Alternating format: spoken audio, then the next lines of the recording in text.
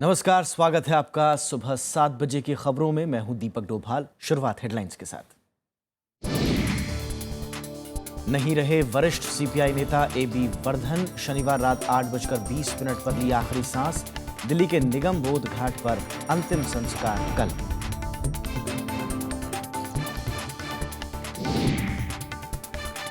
वर्धन के निधन पर राष्ट्रपति, उपराष्ट्रपति और प्रधानमंत्री ने जताया शोक। कांग्रेस अध्यक्ष और वाम दल समेत सभी दलों के नेताओं ने जताई गहरी संवेदना।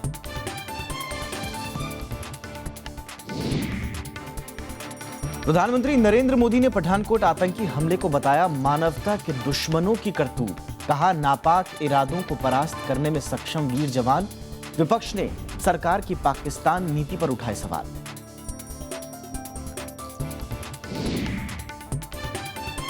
आतंकवाद के खिलाफ रूस में बना बेहद सख्त कानून। महिलाओं और बच्चों पर भी गोली चला सकेंगे सुरक्षा बल। आईएस के खतरे के मद्देनजर राष्ट्रपति पुतिन का फैसला।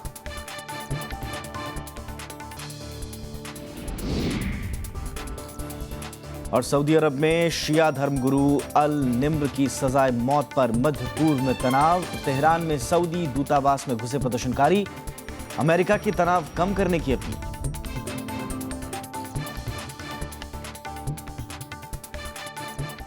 पंजाब के पठानकोट में एयरफोर्स बेस पर हमले में शामिल सभी 5 आतंकियों को मार गिराया गया है। प्रधानमंत्री नरेंद्र मोदी ने आतंकी हमले की निंदा करते हुए कहा कि ये उन लोगों की करतूत है जो भारत को आगे बढ़ने से रोकना चाहते हैं। खुफिया सूत्रों के मुताबिक जैश ए मोहम्मद ने सरहद पार से इस आतंकी हमले को अंजाम दिया। उधर पाकिस्तान ने भी पठानकोट में आतंकी हमले की निंदा की। पंजाब में गुरदासपुर के बाद अब पठानकोट पर आतंकी हमला किया गया। आतंकी सेना की वर्दी में शनिवार तड़के करीब 3 बजे एयरफोर्स बेस में घुसे थे। माना जा रहा है कि आतंकी एयरफोर्स बेस में मौजूद मिग जैसे विमानों को तबाह करके बड़ा नुकसान करना चाहते थे, लेकिन बेस पर चौकसी के चलते उनके मंसूबे कामयाब नहीं हो पाए।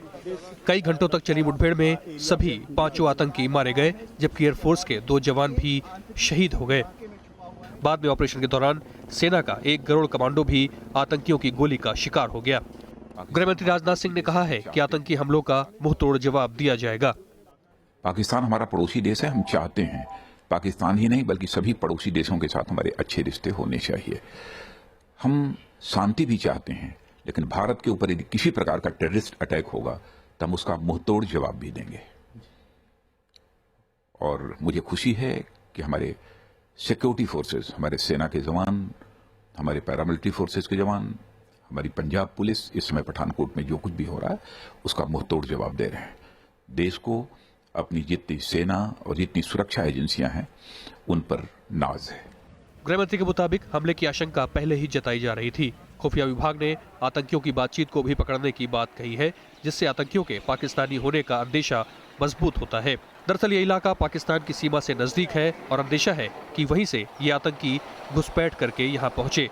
इससे पहले शुक्रवार को सेना की वर्दी पहने कुछ सशस्त्र लोगों ने पंजाब पुलिस के एक एसपी की कार के साथ अपहरण कर लिया था। इस घटना के बाद से ही हाई अलर्ट घोषित था। टाइमली अलर्ट हो गया था। हो सकता है अगर टाइमली अलर्ट ना होता तो ज्यादा नुकसान होगा।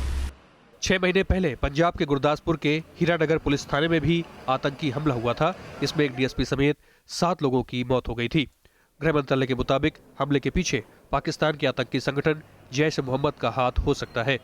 पाकिस्तान सरकार ने भी पठानकोट में हुए आतंकी हमले की निंदा की है। Bureau report, Rajya Sabha TV. रक्षा मंत्रालय ने कहा है कि पठानकोट एयरबेस पर संभावित हमले की खुफिया जानकारी थी। इससे निपटने के लिए वायुसेना ने कई स्तरों पर तैयारी कर रखी थी। हमले के बाद कई शहरों में सुरक्षा कड़ी कर दी गई है। दिल्ली में हुई उच्च स्तरीय बैठक में रक्षा मंत्री मनोहर पर्रिकर, तीनों सेनाओं के प्रमुख और राष्ट्रीय सुरक्षा सलाहकार शामिल हुए। बैठक में रक्षा प्रतिष्ठानों पर सुरक्षा स्थिति का जायजा लिया गया। रक्षा मंत्रालय ने बयान में कहा कि वायुसेना ने आतंकवादियों से निपटने के लिए तत्काल कदम उठाए और हमला विफल कर दिया गया।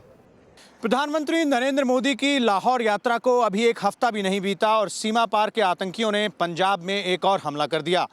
लेकिन ऐसा पहली बार नहीं हो रहा है कि दोनों देशों के बीच बातचीत की प्रक्रिया को आगे बढ़ाने की कोशिशों के तुरंत बाद भारत की सरजमी पर आतंकी हमला हुआ हो। दरअसल भारत और पाकिस्तान में वार्ता के दौरान इस तरह के हमलों का इतिहास रहा है। 1999 में तत्कालीन प्रधानमंत्री अटल बिहारी वाजपेयी और नवाज शरीफ की लाहौर में मुलाकात के बाद कारगिल युद्ध शुरू हुआ था। 2001 में प्रधानमंत्री वाजपेयी और पाकिस्तान के राष्ट्रपति परवेज मुशर्रफ के बीच आगरा में वार्ता के बाद संसद पर हमला हुआ था। प्रधानमंत्री मनमोहन सिंह और राष्ट्रपति मुशर्रफ के बीच आतंकवाद निरोधक तंत्र पर वार्ता के कुछ महीने बाद फरवरी 2007 में समझौता एक्सप्रेस में धमाका हुआ। 2008 में दोनों देशों के बीच कई व्यापारिक रास्ते खुलने के बाद मुंबई में बड़ा हमला हुआ। उधर पाकिस्तान के विदेश मंत्रालय ने भी पठानकोट में आतंकी हमले की निंदा की। पाकिस्तान ने कहा कि वो भारत समेत दूसरे देशों के साथ मिलकर आतंकवाद को नेस्तनाबूद करने के लिए प्रतिबद्ध है। हालांकि भारतीय विदेश मंत्रालय भावी योजना को लेकर फिलहाल कुछ भी बोलने को तैयार नहीं है। विशाल दहिया, राज्यसभा टीवी। पठानकोट में आतंकी हमले के बाद एक बार फिर पाकिस्तान की भूमिका पर सवाल उठने लगे हैं। राजनीतिक दलों का मानना है कि आतंकवादी वारदातें पूरी तरह से रुकने तक कोई बातचीत नहीं होनी चाहिए। दूसरी ओर जानकारी से भारत पाक दोस्ती के कदमों को पटरी से उतारने की साजिश बता रहे हैं। पठानकोट में वायुसेना शिविर पर हमले में राजनीतिक दलों ने मिलीजुली प्रतिक्रिया दी है। कांग्रेस का कहना है कि सीमाई इलाकों में ऐसे हमले से गंभीर सवाल खड़े हुए हैं। पाकिस्तान की सरकार से आदरणीय मोदी जी को ये मामला टेकअप करना चाहिए। मोदी जी हाल में ही पाकिस्तान होकर आए हैं, उसके बाद भी पाकिस्तान से आए उग्रवादियों द्वारा इतना बड़ा आतंकी हमला हमारे फॉरवर्ड एयर बेस पर अपने आप में गहन चिंता का विषय है। नेशनल कॉन्फ्रेंस ने पठानकोट हमले के बावजूद भारत पाक वार्ता जारी रखने की हिमायत की है। पार्टी नेता उमर अब्दुल्ला ने कहा कि बीजेपी को ये मांग छोड़ देनी चाहिए कि वार्ता और आतंकवाद साथ साथ नहीं चल सकते। वाम दलों ने जांच कर तथ्य सामने रखने की मांग की है। इसकी पूरी की पूरी जांच और असलियत को गृह मंत्री को बताना चाहिए पूरे देश को, और उसके आधार पर सरकार को भी बताना चाहिए इसके बाद किस तरीके से हम आगे बढ़ने वाले हैं, तभी तो वो कॉन्फिडेंस बिल्ड होगी। शिवसेना ने पाकिस्तान के साथ बातचीत जारी रखने पर सवाल उठाए हैं। टॉक जो चल रहा है पाकिस्तान के साथ, वो जनता के सामने खुली होनी चाहिए। पाकिस्तान के इस प्रकार के जो टेररिज्म के ग्रुप है, उनको उन्हीं के भाषा में जवाब देने की जरूरत है। सुरक्षा जानकारों का भी मानना है कि भारत पाकिस्तान शांति वार्ता खत्म करने की ये पहली कोशिश है। ये मोदी जी नवाज शरीफ साहब को मिल के आए थे, तो पाकिस्तान के कुछ जो वायलेंट मेंबर हैं, जो लड़ाई चाहते हैं, वो इससे खुश नहीं थे। तो ये प्रोबेबली उसी को डिरेल करने की कोशिश का एक पहला कदम है। करेक्ट स्टेप ये है कि बॉर्डर के इतने पास में जब एरिया में होता है तो वहां सिविल एडमिनिस्ट्रेशन का कोई मतलब नहीं है, वहां सिर्फ मिलिट्री एडमिनिस्ट्रेशन होनी चाहिए। ये बात सुनने में बहुत भारी लगती है, बड़ी कड़वी लगती है, पर सच है। पठानकोट में हमला ऐसे वक्त हुआ है जब प्रधानमंत्री नरेंद्र मोदी ने 25 दिसंबर को पाकिस्तान की अचानक यात्रा की थी। दोनों देशों के बीच इस महीने विदेश सचिव स्तर की वार्ता भी प्रस्तावित है। Bureau report, Rajya Sabha TV. भारतीय कम्युनिस्ट पार्टी के वरिष्ठ नेता AB वर्धन नहीं रहे। 92 साल के वर्धन का शनिवार रात निधन हो गया है। राष्ट्रपति, उपराष्ट्रपति और प्रधानमंत्री ने वर्धन के निधन पर शोक जताया है। कांग्रेस अध्यक्ष सोनिया गांधी समेत दूसरे दलों के नेताओं ने उन्हें श्रद्धांजलि देते हुए गरीब और मजदूरों के हितों के लिए लड़ने वाला नेता बताया। वरिष्ठ CPI नेता AB वर्धन ने शनिवार रात दिल्ली के GB पंत हॉस्पिटल में आखिरी सांस ली। 92 साल के AB वर्धन को 7 दिसंबर को पैरालिसिस के अटैक के बाद हॉस्पिटल में भर्ती कराया गया था। राष्ट्रपति प्रणब मुखर्जी, उपराष्ट्रपति मोहम्मद हामिद अंसारी ने AB वर्धन के निधन पर शोक जताया है। प्रधानमंत्री नरेंद्र मोदी ने श्रद्धांजलि देते हुए कहा कि AB वर्धन को हमेशा जज्बे से भरे कम्युनिस्ट नेता, विचारधारा और सिद्धांतों को लेकर उनकी कटिबद्धता के लिए याद किया जाएगा।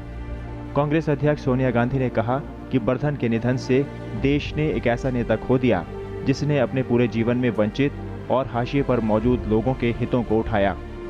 CPM महासचिव सीताराम येचुरी ने श्रद्धांजलि देते हुए कहा कि उनकी बुद्धिमत्ता, अनुभव और मार्गदर्शन की कमी खलेगी। दूसरे वामपंथी नेताओं ने भी AB वर्धन को श्रद्धांजलि दी है। It's a great loss, not only for CPI, for the entire communist and left movement in the country. हमारा पार्टी के लिए एक लॉस है, लेफ्ट मूवमेंट के लिए एक लॉस है, हिंदुस्तान को, जनता को जनवादी लड़ाई के लिए लॉस है। बिहार के मुख्यमंत्री नीतीश कुमार, पश्चिम बंगाल की मुख्यमंत्री ममता बनर्जी, महाराष्ट्र के मुख्यमंत्री देवेंद्र फडणवीस समेत कई नेताओं और केंद्रीय मंत्रियों ने एबी वर्धन को श्रद्धांजलि दी। एक बहुत ही ईमानदार, चरित्र संपन्न और देश के लिए एक बहुत ही विद्वान और होशियार नेता के रूप में उनको सब लोग रिस्पेक्ट करते थे। उनके पार्थिव शरीर को रविवार को दिल्ली में पार्टी मुख्यालय में रखा जाएगा, जहां लोग अपने प्रिय नेता के अंतिम दर्शन करेंगे। सोमवार को निगम बोध घाट पर एबी वर्धन का अंतिम संस्कार किया जाएगा।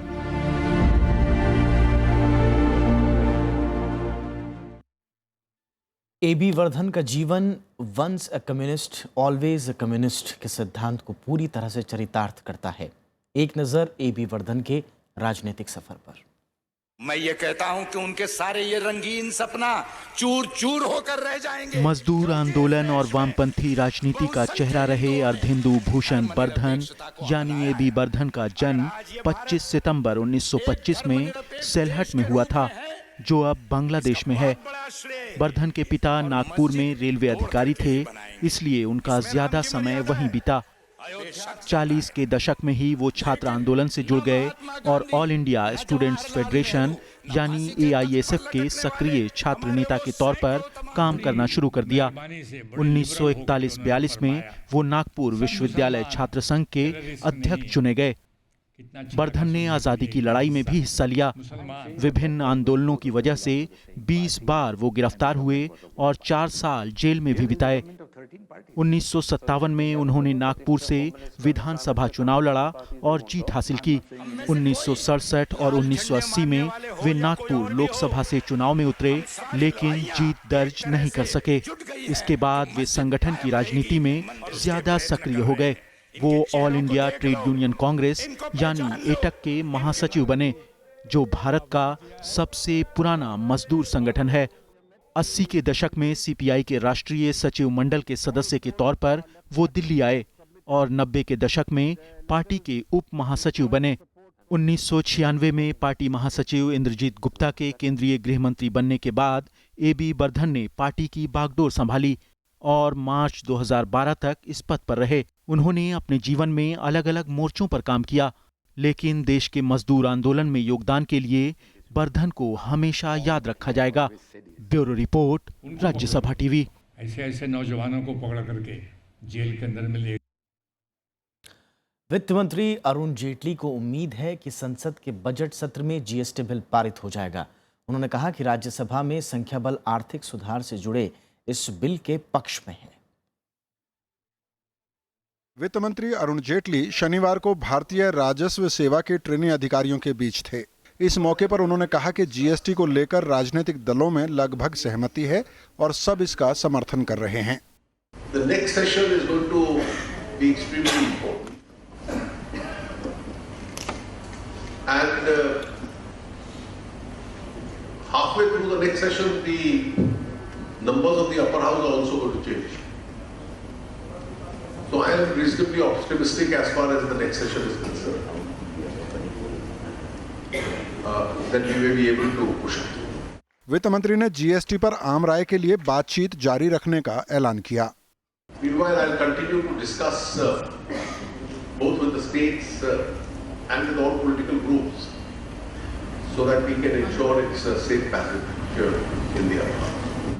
GST बिल राज्यसभा में लंबित है। पिछले 2 सत्र में इसे पारित कराने की कोशिशें सफल नहीं हो पाई। Bureau report, Rajya Sabha TV. Petrol और डीजल पर उत्पाद शुल्क फिर बढ़ गया है। पेट्रोल पर 37 पैसे और डीजल पर 2 रुपए प्रति लीटर की बढ़ोतरी हुई है। हालांकि इससे खुदरा कीमतों में कोई बढ़ोतरी नहीं होगी।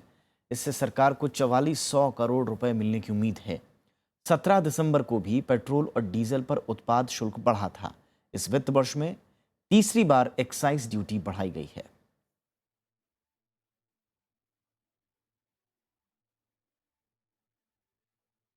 और फिलहाल रुकते हैं छोटे से ब्रेक के लिए। ब्रेक के उस पार कुछ और खबरें होंगी।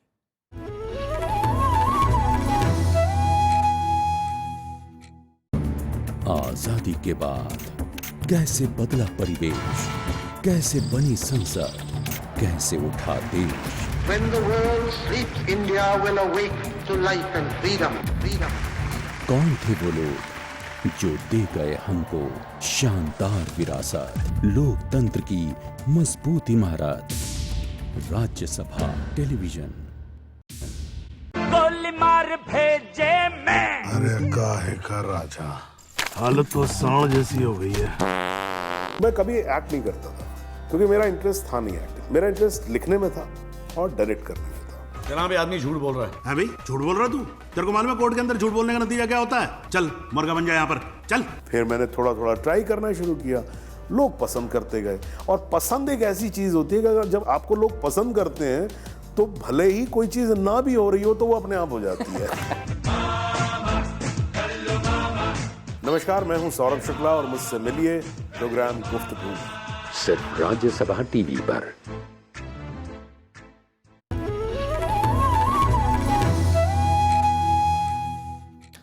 दिल्ली में सम विषम फॉर्मूले का आज तीसरा दिन है, लेकिन रविवार होने की वजह से ये फॉर्मूला आज लागू नहीं होगा और आज दोनों यानी कि सम और विषम नंबर वाली गाड़ियां चलेंगी। दूसरे दिन यानी कि शनिवार को 276 लोगों के चालान काटे गए। परिवहन मंत्री गोपाल राय ने बस में सफर कर योजना का जायजा लिया। योजना के चलते वायु प्रदूषण के स्तर में कमी देखी गई। दिल्ली सरकार सम विषम फॉर्मूले को कामयाब बनाने में लगी है। उप मुख्यमंत्री मनीष सिसोदिया शनिवार को साइकिल से दिल्ली सचिवालय पहुंचे तो संस्कृति मंत्री कपिल मिश्रा बाइक से। उधर परिवहन मंत्री गोपाल राय बस में सवार हुए और योजना की प्रगति की समीक्षा की। जितनी बड़ी भयावह तस्वीर सामने लाई जा रही थी उस हिसाब से तो लोगों को परेशानियां नहीं हुई हैं। बसें बड़े पैमाने पर खाली चली हैं, लोग हर बस की रिपोर्ट यही है, बसें खाली चली हैं। मेट्रो भी जो है काफ़ी खाली चली है, तो लोगों को कल परेशानी तो नहीं हुई है। कांग्रेस का कहना है कि केंद्र और दिल्ली सरकार के टकराव ने दिल्ली वालों की परेशानियां बढ़ा दी है। पूरा वातावरण जो है वो प्रदूषित हुआ है राजनीतिक। ऐसे में जब दोनों सरकारों का सहयोग चाहिए तो ऑड इवन फॉर्मूला क्या व्यवहारिक तौर से लागू हो पाएगा या दिल्ली के लोग इन दो पार्टों की लड़ाई में बीच में पिसेंगे? सम विषम फॉर्मूला लागू होने के बाद प्रदूषण में 10% तक की कमी आई है, लेकिन हवा की गुणवत्ता तय मानक से अब भी काफी कम है। ये योजना फिलहाल 15 जनवरी तक चलेगी। विपिन चौहान, राज्यसभा टीवी। भारतीय विज्ञान कांग्रेस आज से मैसूर में शुरू हो रही है। 5 दिन चलने वाले इस सम्मेलन का उद्घाटन प्रधानमंत्री नरेंद्र मोदी करेंगे। इस बार की थीम विज्ञान, तकनीक और स्वदेशी विकास है। मैसूर विश्वविद्यालय में रविवार को भारतीय विज्ञान कांग्रेस के 103वें सत्र का शुभारंभ होगा। सम्मेलन में करीब 500 वैज्ञानिक अगले 5 दिनों तक अलग अलग विषयों पर अपनी बात रखेंगे। पहले दिन प्रधानमंत्री सम्मेलन का उद्घाटन करेंगे और कई वैज्ञानिकों को सम्मानित करेंगे। अनुसंधान और विकास पर पूरा खर्च जो भारत करता है वो करीब 1% से भी कम है जीडीपी के, और कई सालों से ये बात चली आ रही। पिछले कई प्रधानमंत्रियों ने विज्ञान कांग्रेस में भी घोषणा की थी कि हम 1% से इसको दुगना करके 2% बनाएंगे कि जीडीपी का, ताकि इसमें ज़्यादा निवेश हो सके। तो इस पे विचार होना चाहिए कि क्यों ऐसे नहीं हो पा रहा है। इस बार विज्ञान कांग्रेस में कृषि, वन, पृथ्वी विज्ञान, पर्यावरण, इंजीनियरिंग, गणित के साथ ही विज्ञान के मौजूदा स्वरूप पर चर्चा होगी। इसका मकसद वैज्ञानिकों और शोधकर्ताओं को एक मंच पर लाकर विज्ञान को लोकप्रिय बनाना है। Make in India is not just manufacturing in India, but to creating, that is designing, innovating and creating our own Indian products for the Indian market. And this is how you realize the maximum potential of Indian industry as well as create the value addition. So this should be perhaps the focus of the panel discussion. भारतीय विज्ञान कांग्रेस की स्थापना 1914 में कोलकाता में हुई थी। ये सालाना सम्मेलन विज्ञान से जुड़े लोगों को एक मंच पर लाता है, जिससे बेहतर नीतियां बनाने में मदद मिलती है। अरुणा ठाकुर, राज्यसभा टीवी। सऊदी अरब में शिया मौलवी अल निम्र को फांसी दिए जाने की ईरान समेत कई देशों ने निंदा की है। ईरान के supreme leader Ayatollah Ali Khamenei ने मौलवी अल निम्र की फांसी पर ट्विटर पर प्रतिक्रिया दी है। उन्होंने मौलवी को शहीद बताते हुए शोक जताया। तो वहीं इराक और बहरीन में भी फांसी को लेकर काफ़ी रोष है। बहरीन में लोगों ने फांसी के विरोध में सड़कों पर प्रदर्शन किया। इस बीच सऊदी अरब ने कहा कि आतंकी गतिविधियों को अंजाम देने वालों को सजा देना जारी रहेगा। अल निम्र को 2012 में सऊदी अरब में राजशाही की आलोचना के आरोप में गिरफ्तार किया गया था। आतंकवाद के बढ़ते खतरों के मद्देनजर अब रूस ने आतंकवाद के खिलाफ कानून को बेहद सख्त कर दिया है। रूसी राष्ट्रपति व्लादिमीर पुतिन ने आतंकवाद विरोधी नए कानून को मंजूरी दी है। इसके तहत सुरक्षा बलों के जवान अब संदिग्ध होने की सूरत में विकलांगों, महिलाओं और बच्चों तक को भी गोली मार सकते हैं। रूस के एक सरकारी अखबार स्पुतनिक इंटरनेशनल की रिपोर्ट के मुताबिक सुरक्षा कानून में कई संशोधन करते हुए यह तय किया गया है कि सुरक्षा बल कब कब हथियार का इस्तेमाल कर सकते हैं। नए कानून के तहत फेडरल सिक्योरिटी ब्यूरो यानी कि FSB के एजेंट अब आतंकी गतिविधियों को रोकने, बंधकों को छुड़ाने और सार्वजनिक इमारतों पर हमले का जवाब देने के लिए भीड़ में फायरिंग कर सकते हैं। खुफिया एजेंसियों को अब किसी के भी फिंगरप्रिंट लेने और कहीं भी तलाशी लेने की अनुमति दी गई है।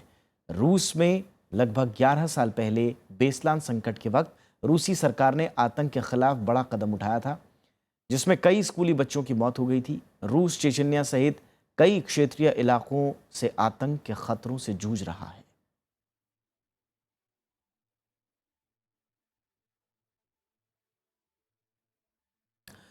नया साल है तो नई शुरुआत होना लाजमी है। आपकी आवाज में आज खबर एक सकारात्मक बदलाव की।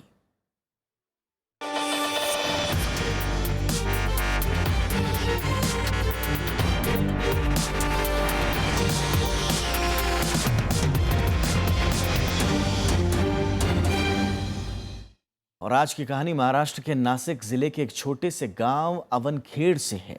गांव के लोगों ने न सिर्फ अपने गांव के विकास का सपना देखा, बल्कि उसे अपने दम पर पूरा भी किया।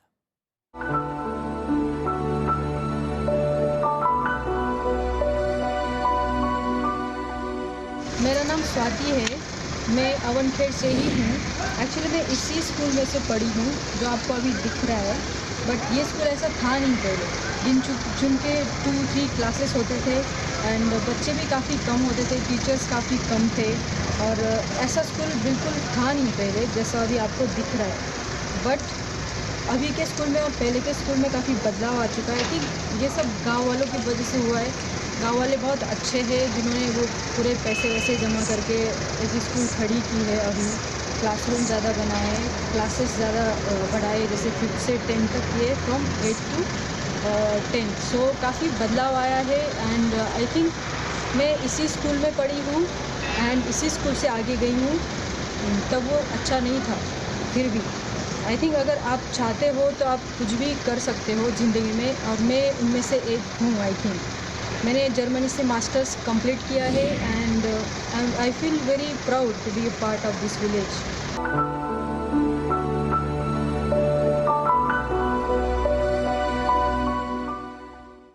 एक जज्बा खुद आगे बढ़ने का, एक जज्बा गांव को आगे बढ़ाने का, एक जज्बा तस्वीर बदलने का, एक जज्बा दूसरों को बदलने का। जी हाँ, इसकी मिसाल है नासिक जिले का गांव अवनखेड़, जहां से जुड़ी है हमारी आज की यह खास रिपोर्ट।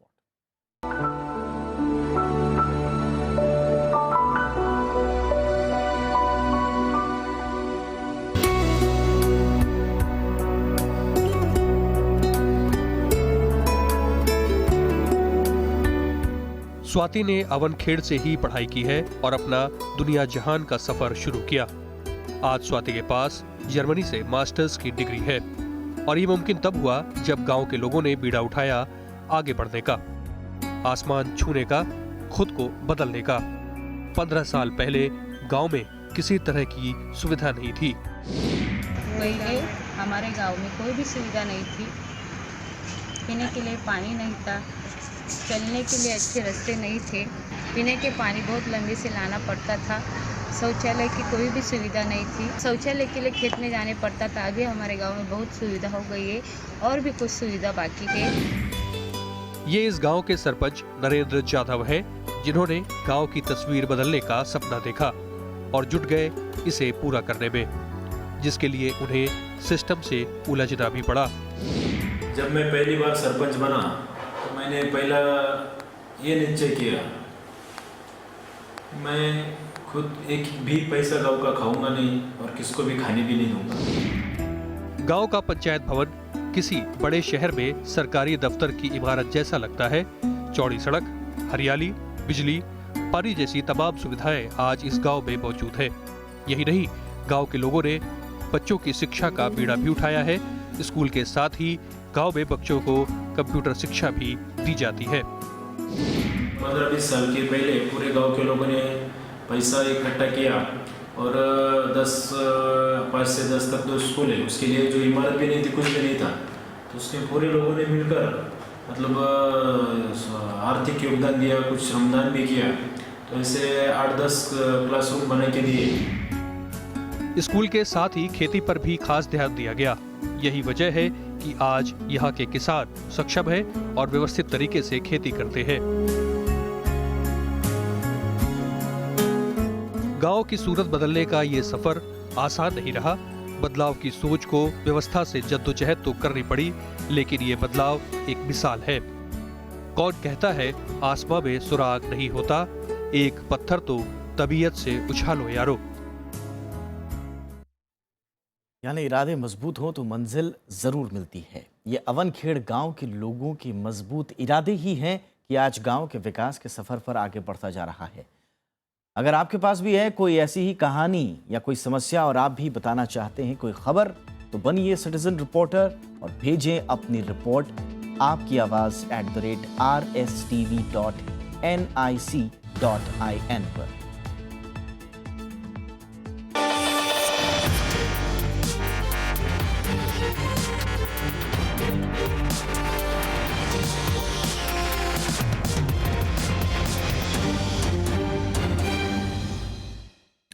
इसी के साथ इस बुलेटिन में इतना ही, लेकिन चलते चलते हेडलाइंस पर एक बार फिर से नजर।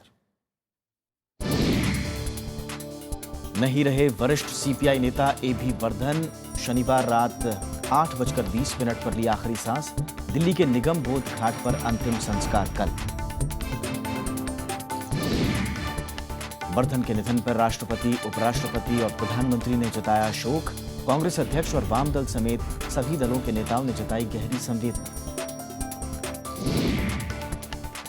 प्रधानमंत्री नरेंद्र मोदी ने पठानकोट आतंकी हमले को बताया मानवता के दुश्मनों की करतूत। कहा नापाक इरादों को परास्त करने में सक्षम है वीर जवान। विपक्ष ने सरकार की पाकिस्तान नीति पर उठाए सवाल। आतंकवाद के खिलाफ रूस में बना बेहद सख्त कानून। महिलाओं और बच्चों पर भी गोली चला सकेंगे सुरक्षा बल। आईएस के खतरे के मद्देनजर राष्ट्रपति पुतिन का फैसला।